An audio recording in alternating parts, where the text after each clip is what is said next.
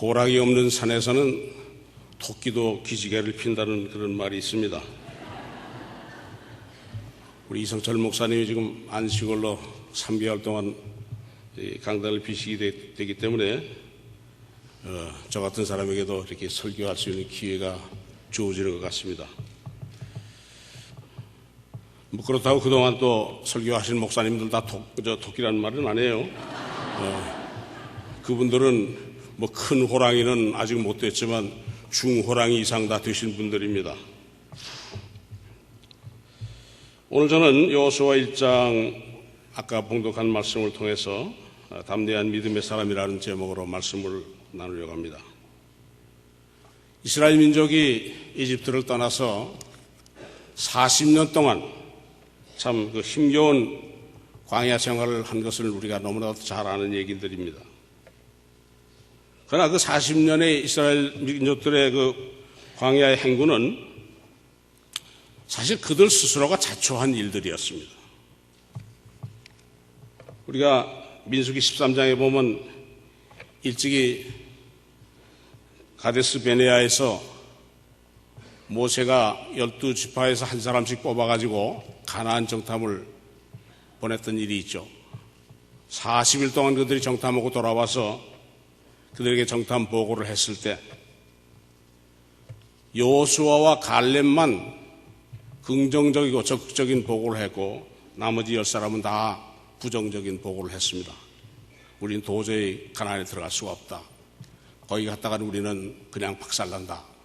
그 사람들이 얼마나 체구가 장대하고 도성이 아주 튼튼한지 우리는 엄두도 못 낸다. 그런 보고를 했습니다.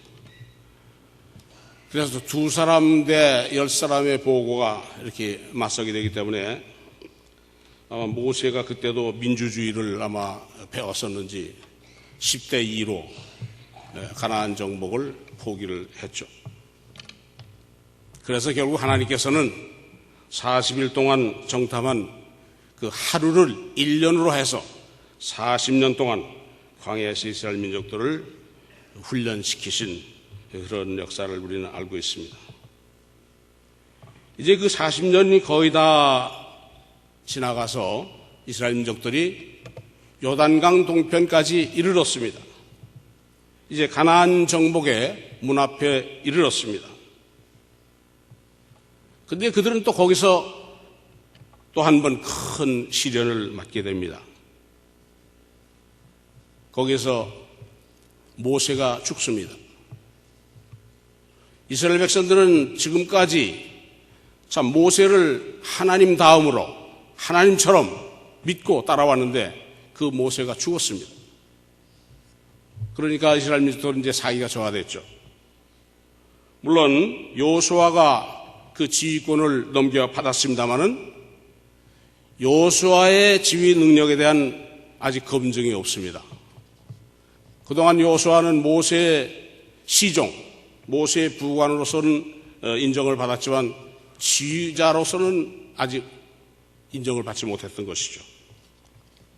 아마 어쩌면 여호수아 자신도 아마 그런 면에서 자신이 없었을지도 몰라요. 내가 어떻게 이 민족들을 이끌고 가나안으로 들어갈 것인가, 그런 아마 생각을 가졌을지도 모릅니다.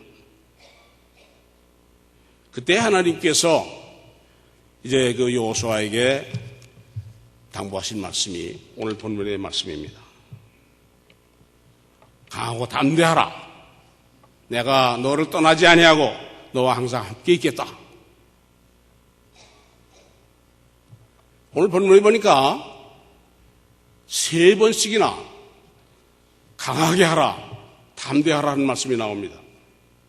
하나님께서 한 번만 말씀하셔도 하나님의 말씀은 절대적인 것인데 3번씩 하나님께서 반복하셨다는 의미는 굉장히 중요한 일이고 하나님께서 약속하신 일이 확실하다고 하는 것을 강조하는 그런 말씀입니다.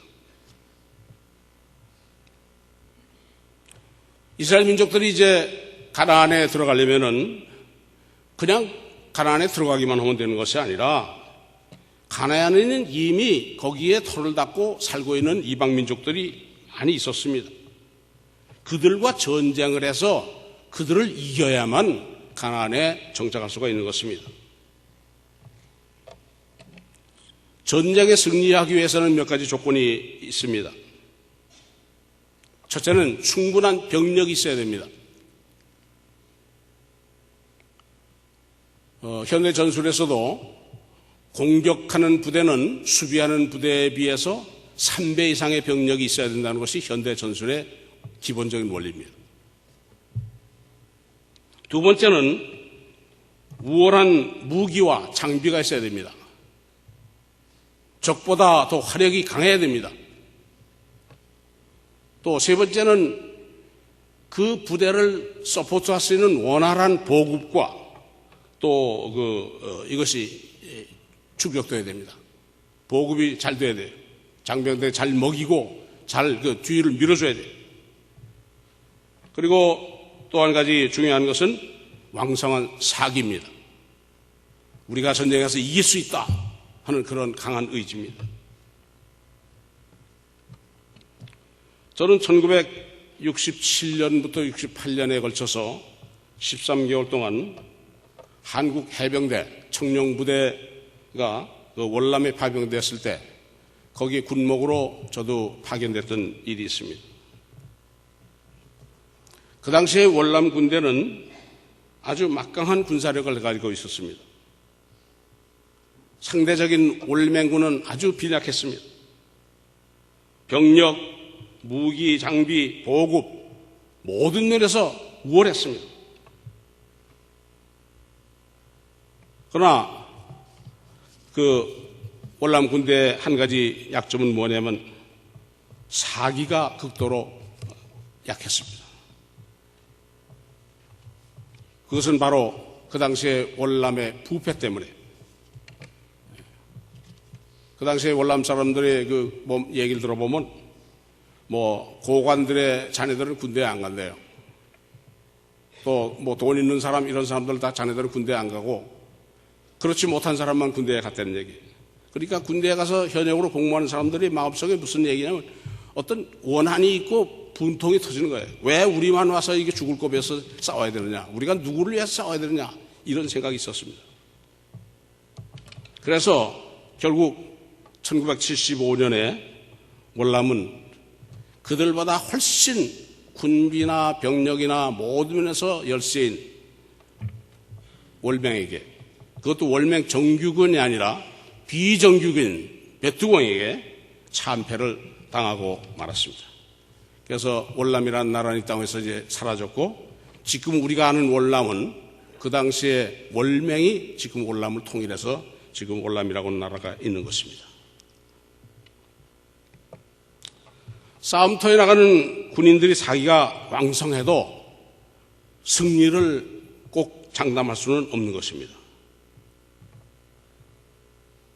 그런데 가나안 정복을 앞둔 이스라엘 백성들은 모두는 지금 사기가 저하되어 있었어요.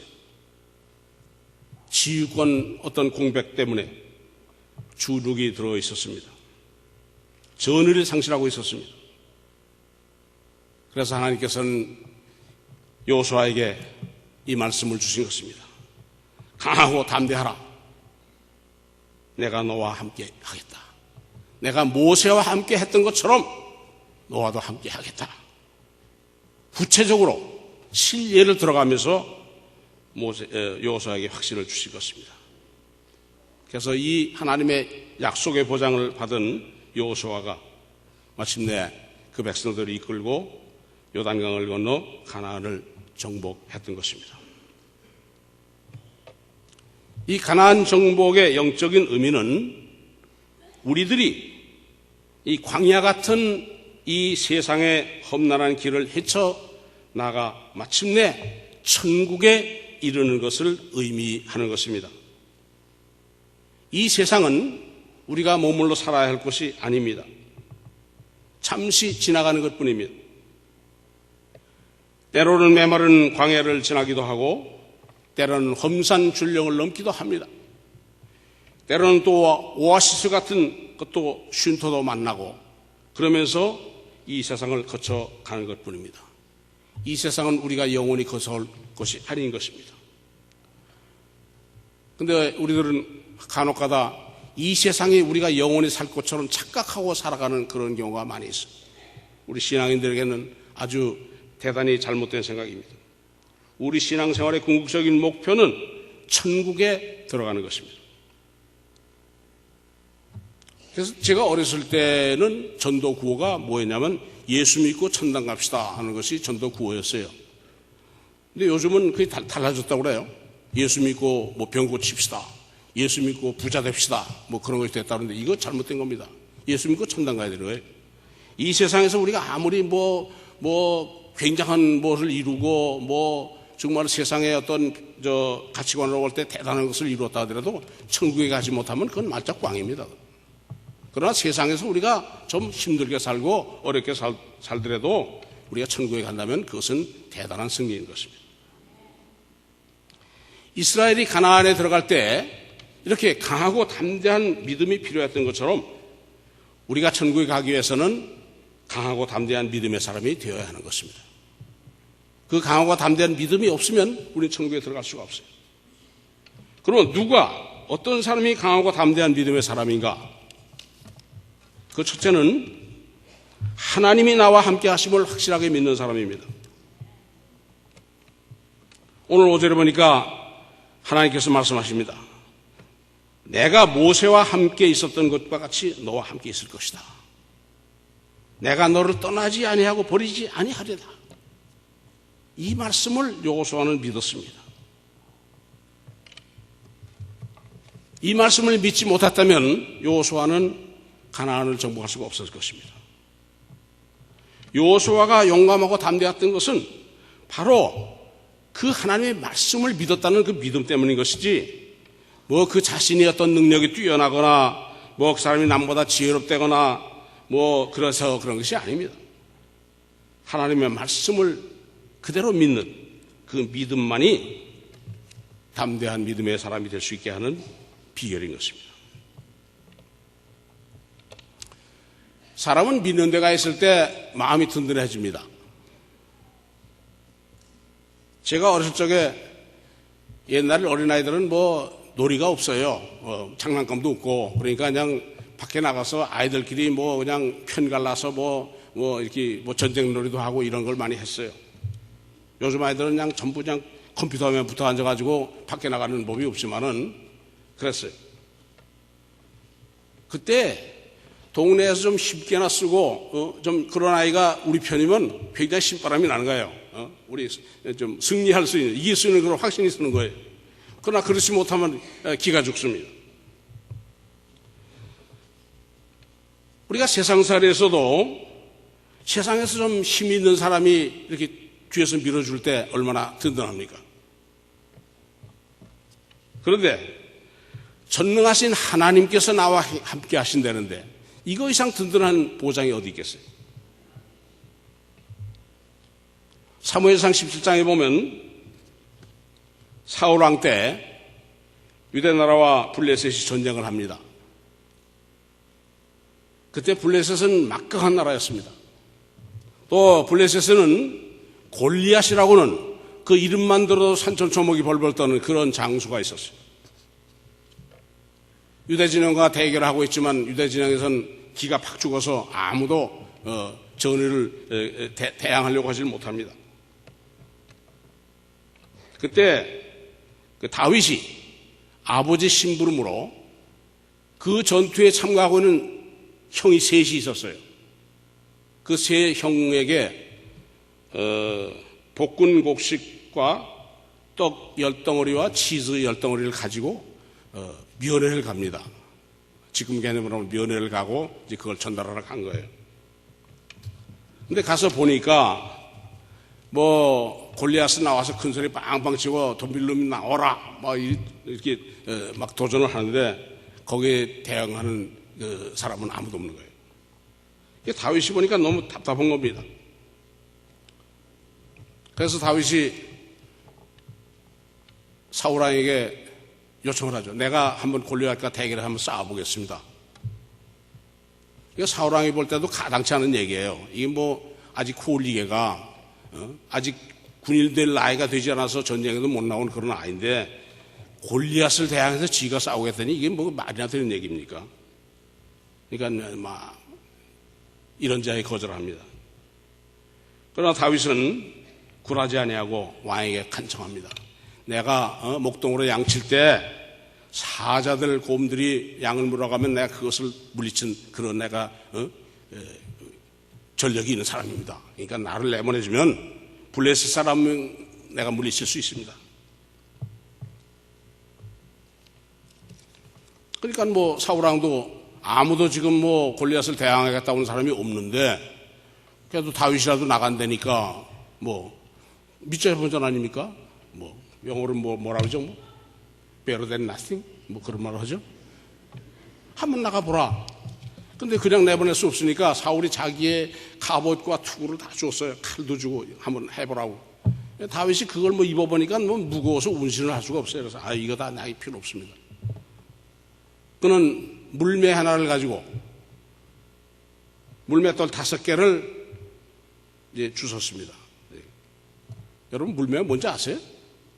옛날에 줄 2개를 두 가닥을 이렇게 한 대 가지고 그 사이에다가 돌을 껴가지고 막 돌리다가 한 가닥을 놓으면은 그 돌이 그 원심력에 의해서 날아가는 겁니다. 그게 물매입니다. 다윗은 그 양칠 때 그런 야생동물들이 와서 양을 물어가고 그러면 막 물맷돌로 돌려가지고 물리치고 그랬거든요. 아주 그 실력이 있어요.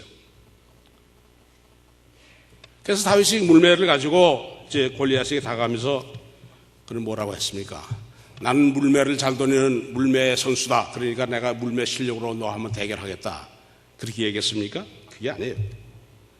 나는 만군의 여호와의 이름 곧 내가 모욕하는 하나님의 이름으로 내게 가노라. 그래서 하나님이 계신 줄을 내게 알게 하겠다. 이런 담대한 신앙적인 선언을 합니다. 그리고 적군에 가서 물맷돌을 날리니까 그 물맷돌이 골리앗의 정수리를 쳤습니다. 이 정수리는 급소입니다. 아무리 호언장담했던 골리앗이지만 그대로 쓰러져 버렸죠. 골리앗 때문에 두려워서 벌벌 떨었던 유대인은 이제 사기가 일어났습니다. 와!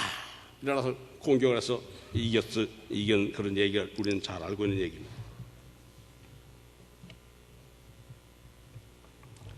여호와 하나님을 이렇게 확실하게 믿는 그런 신앙이 다윗을 담대하게 한 것입니다. 그가 물맷돌이 잘 돌렸기 때문에 그것을 믿고 나간 게 아니에요. 하나님을 믿고 나간 것입니다. 우리도 하나님이 나와 함께 하신다는 그 믿음만 있다고 할 것 같으면 아무것도 두려울 것이 없는 것입니다. 재난이 두렵겠습니까? 핍박이 두렵습니까? 전쟁, 질병, 가난, 죽음 두려울 것이 없습니다. 그 믿음이 우리가 가져야 합니다. 사랑하는 성도 여러분, 언제 어디서나 나와 함께 하시는 하나님을 확실히 믿는 그런 믿음의 사람들이 되시기를 축원합니다. 두 번째로 누가 담대한 믿음의 사람인가? 자기 자신에게 엄격할 수 있는 사람입니다. 남에게가 아니라 자기 자신에게. 사람들은 자신의 잘못은 덮어두고 혹시 드러나게 되면 그것을 잘 미화하고 정당화하면서 반면에 남의 허물은 감춰진 것까지 들춰내면서 정죄하려고 합니다. 요즘 대통령 선거가 이제 한국에도 있고 미국에도 있습니다만 얼마나 검증이라고는 이름으로 그 상대방들을 비방하고 그럽니까?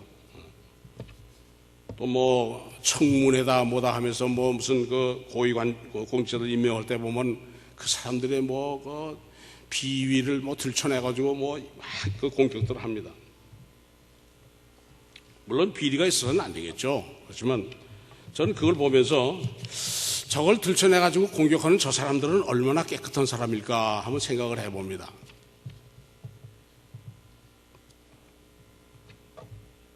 그래서 그런 말이 있잖아요. 부적절한 그런 남녀 관계도 내가 하면 로맨스고 다른 사람이 하면 그건 불륜이고,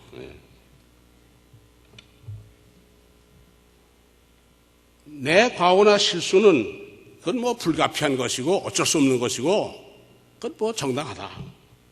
그러나 다른 사람의 실수나 어떤 그 잘못은 그것은 결코 용납할 수 없는 그런 것이다. 이런 이중잣대를 들이대는 것은 대단히 비겁한 일이고 옳지 않은 일입니다. 창세기 39장에 보면 하나님 앞에서 믿음의 지조를 지켰고 또 주인에게 신의를 지킨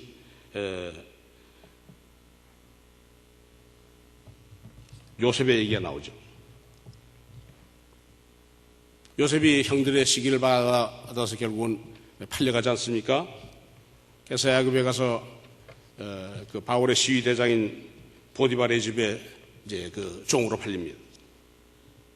그때 요셉이 10대 소년이었는데 그 인물이 아주 준수하고 아주 그랬다고 그래요.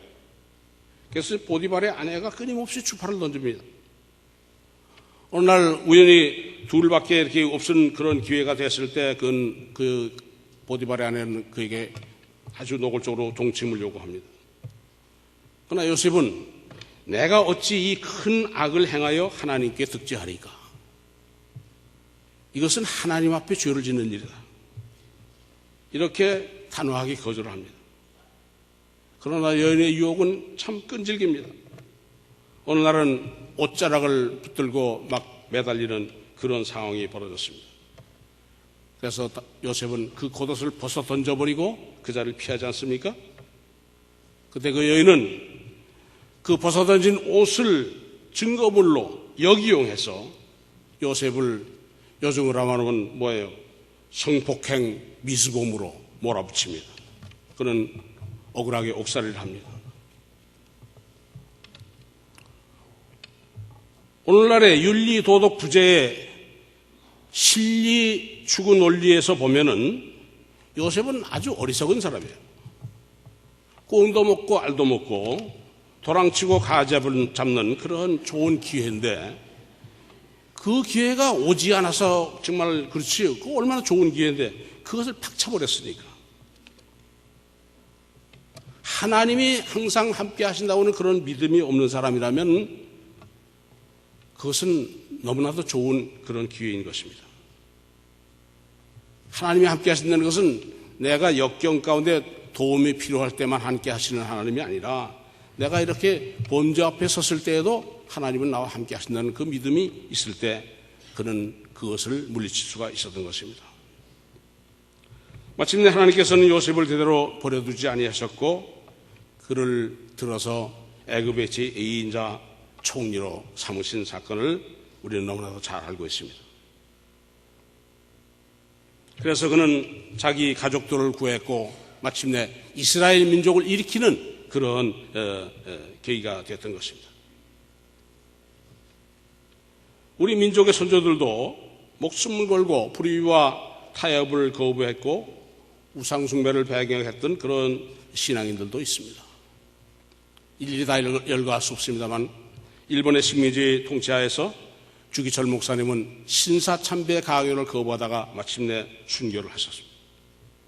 다니엘은 바벨론으로 끌려가서도 추상 같은 느부갓네살 왕의 엄명에도 불구하고 하루에 3번씩 예루살렘을 향하여서 창문을 열고 기도하다가 사자굴에 던져졌습니다. 또 그의 친구 3사람도 7배나 뜨거운 불못불에 던져지는 그런 화를 당했습니다. 그러나 다니엘과 그 3친구는 하나님께서 머리털 하나도 상하지 아니하고 보호해 주셨던 것을 우리가 너무나 잘 압니다. 그런데 오늘날에는 믿음의 지조를 지키는 일이 너무나도 아주 희귀한 일처럼 되지 않았나 이런 생각을 해봅니다. 우리들 예수 믿는 사람들은 인정하고 받아들일 수 있는 것이 있는가 하면 거부하고 배척해야 할 일도 있습니다. 그러나 그것을 분별하지도 못하고, 아니 분별하려고 하지도 않고 적은 실리를 탐해서 믿음을 저버리는 그런 일들이 적지 않은 것 같습니다. 당연히 해야 할 그런 일에 맥없이 굴복하고 단호하게 아니요 해야 할 일에 소신없이 하는 그런 일들 말입니다. 사랑하는 성도 여러분, 하나님의 뜻과 옳은 일에는 그것이 어려워도 힘에 겨워도 네 하고 순종하시는 그런 믿음의 사람이 되시기 바랍니다. 불신앙적인 것, 불의한 것에 대해서는 아니요라고 단호히 말할 수 있는 그런 믿음의 사람이 되시기를 바랍니다. 세 번째로, 옳은 것, 신앙적인 것은 받아들이는 것뿐 아니라 그것을 실천하는 것입니다. 하나님께서 이스라엘 민족들에게 이제 요단강가에 와 있는 그 이스라엘 민족들이 뭐라고 합니다. 말씀합니까? 요단강을 건너서 내가 너에게 주는 땅으로 가라고 명령을 했었습니다. 요단강을 건너가라는 거예요. 근데 그 당시 이스라엘 민족이 요단강을 건너간다는 얘기는 거의 불가능한 일이었습니다. 왜? 그 많은 사람들을 싣고 건너갈 수 있는 그런 도하 장비가 없어요. 배가 없어요. 배를 띄워도 그게 뭐 한두 척 가지고 되겠습니까? 도하 장비도 없습니다.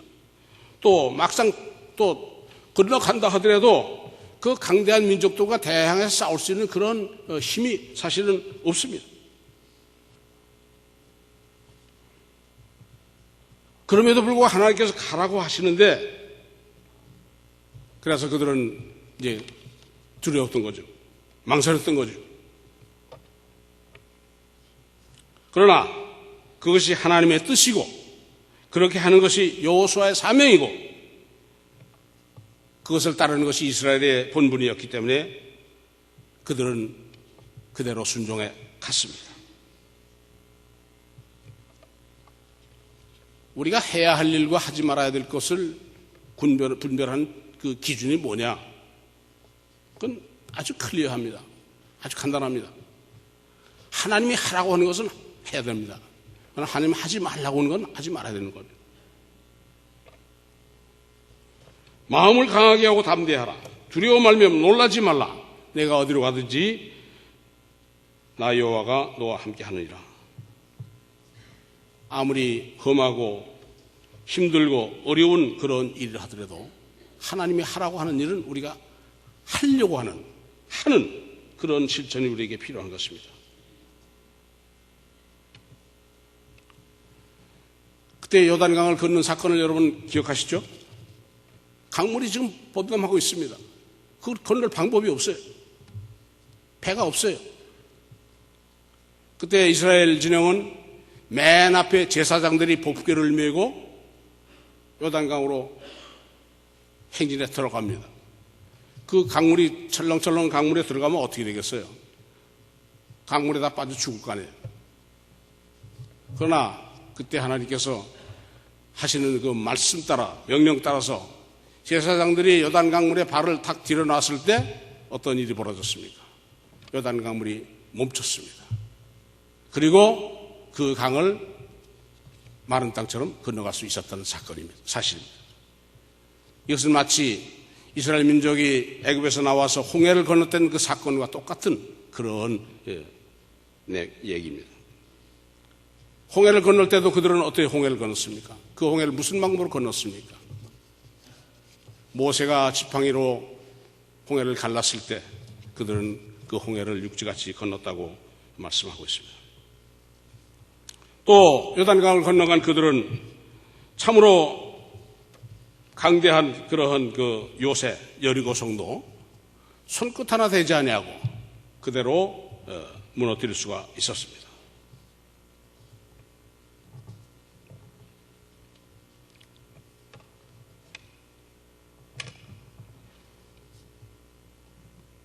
베드로는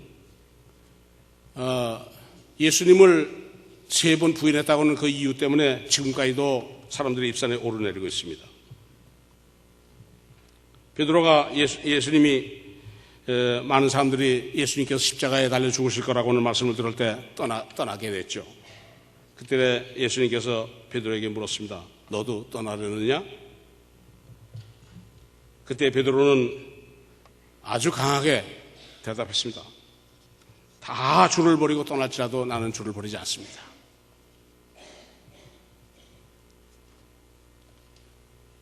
아마 베드로는 그 약속을 지키기 위해서 예수님께서 가야바의 그 법정에 끌려갔을 때 거기 그래도 멀찌감치나마 따라갔을 거라고는 생각합니다. 그 약속 지키기 위해서. 그런데 그때 거기 가서 부인하는 바람에 지금까지도 사람들에게 이제 그 예의거리가 되고 있어요. 그런데 저는 그 베드로의 그 사건을 좀 다른 각도에서 봤으면 좋겠어요. 베드로는 그래도 멀리서나마 따라갔어요. 다른 사람은 따라가지 않았습니다. 아예. 베드로가 그래도 따라갔기 때문에 거기서 예수님을 부인하는 일도 결국 있었던 것입니다. 따라가지 않았더라면 부인할 일도 없는 것이죠. 그래서 베드로가 부인했다고 하는 것만 가지고 그렇게 베드로를 나무랄 것이 아니라 그래도 거기까지라도 비록 멀찌감치라도 따라갔다고 하는 것을 나는 높이 좀 평가해 줬으면 좋겠다 하는 생각을 가지게 됩니다. 베드로는 그때 그 사실을 좀 가슴 깊이 좀 통회하면서 끝까지 주님을 위해서 이제 순종하고 그는 마침내 로마에서 그는 거꾸로 십자가에 못 박혀 죽었다고 합니다. 지금 로마에 가면 바티칸 그 성당이 있는데 바티칸 성당이 바로 베드로가 거꾸로 십자가에 못 박혀 죽은 그 자리에 세워졌다고 그렇게 전해지고 있습니다.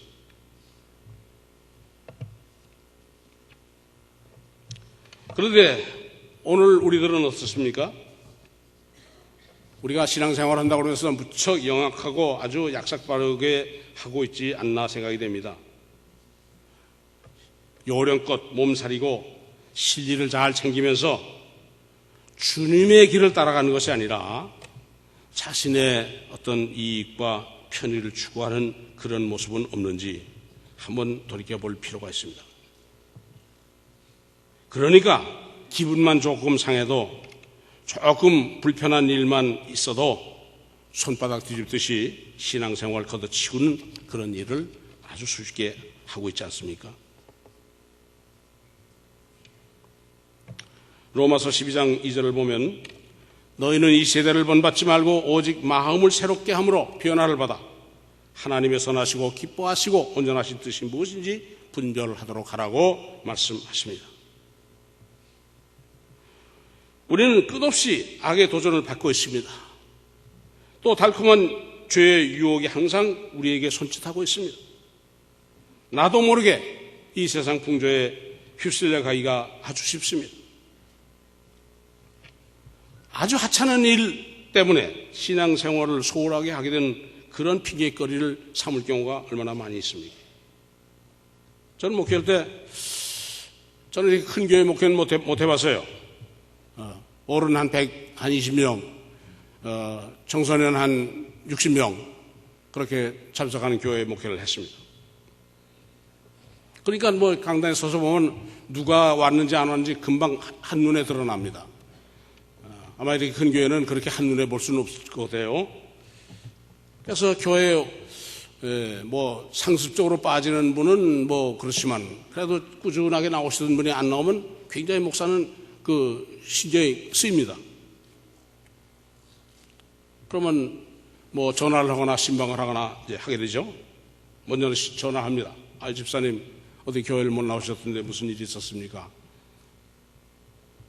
뭐 어디 아파서 못 왔다든가 뭐 그러면 뭐 그건 또 익스큐즈가 되는데 아이 목사님 지난주에는 이제 한국에서 아주 좀 가까운 친구가 왔는데 제가 그 데리고 좀 어디 좀 구경도 시켜주고 뭐 그러라고 제가 교회에 빠졌습니다. 이런 얘기 들을 때 참 얼마나 답답하고 한심한지 몰라요. 믿지 않는 친구, 오랜 친척 오래간만에 찾아오는 거 얼마나 반갑고 좋은 일입니까? 그러나 그 일이 예배를 방해하는 그러한 구실이 돼서는 안 된다고 생각합니다. 오히려 그분들 교회로 모시고 와서 함께 예배 드릴 수 있는 그런 믿음의 사람들이 되시길 바랍니다. 그분들 여러분이 관광 모시고 안 가면 관광 못하듯 여러분이 교회 모시고 오면 예배드릴 수밖에 없는 거예요. 이제 말씀 정리합니다. 우리가 천국에 들어가려면 담대한 믿음의 사람이 되어야 합니다. 어떤 사람이 담대한 믿음의 사람인가? 첫째, 하나님이 언제 어디서나 나와 함께 하신다는 것을 확실하게 믿는 사람. 둘째는 자신의 불의와 잘못에 대해서 엄격할 수 있는 사람. 셋째는 하나님과 뜻과 의에 대해서는 서슴지 않고 이해하고 순종하고 또 그것을 실천하는 사람입니다. 사랑하는 성도 여러분, 이런 담대한 믿음의 사람들이 되시어 모두 천국의 소유자들이 되시기를 바랍니다. 그리고 이 복된 소식을 아직도 모르고 있는 사람들에게 알려주고 전해주는 복음의 증인들이 되시기를 축원합니다. 기도하겠습니다. 하나님 감사합니다. 오늘 주님의 거룩한 주일 부족한 종이 주의 강단에 나와서 이렇게 담대한 믿음의 사람이라고는 제목을 가지고 말씀을 증거했습니다. 하나님께서 오늘 종의 입술을 통해서 전해진 말씀 가운데 정말로 꼭 요긴한 말씀이 있다면 기억되게 해주시옵시고 실천되게 해주시옵시고 혹 종이 잘못 전한 말씀 다 지워주시옵소서. 우리 주 예수 그리스도 이름으로 기도하옵나이다. 아멘.